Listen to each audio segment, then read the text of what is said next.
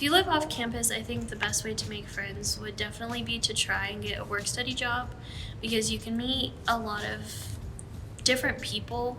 I've been able to meet people who play on sports teams, who are international students, and you can meet them kind of in passing if they try to check something out, like in the Learning Commons, for example. I think another great way would definitely be to attend games. I like to sit with my friends, but I also like to sit by people I don't know and kind of share the energy at like a basketball game, for example.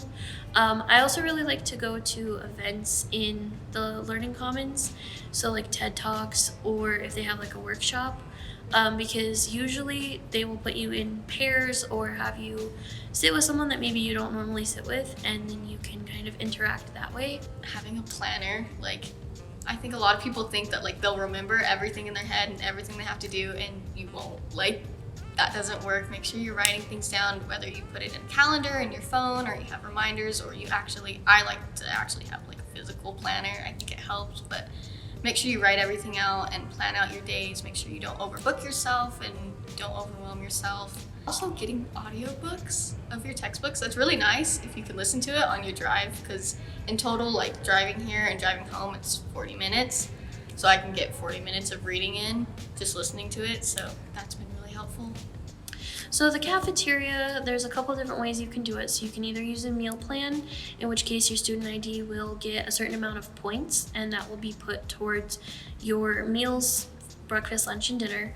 If you don't have a meal plan, you can still scan your student ID, but what that will do is you will get a student bill at the end of the semester, and you will basically still scan your ID and go through.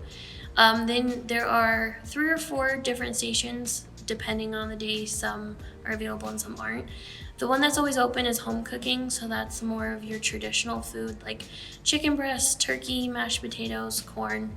The station next to it, you can request something that you want to eat, like a cheeseburger, grilled cheese, turkey burger. And then the station next to that is typically pizza. Sometimes the 4th station is open. That would be your sandwich station. Like I said, it typically depends on the day. And there's an island in the middle of the cafeteria where it's a salad bar. So they have soup, salad stuff, fruit, chocolate milk, and crackers. And then on either side of the cafeteria are drink machines, such as like soda, coffee, etc.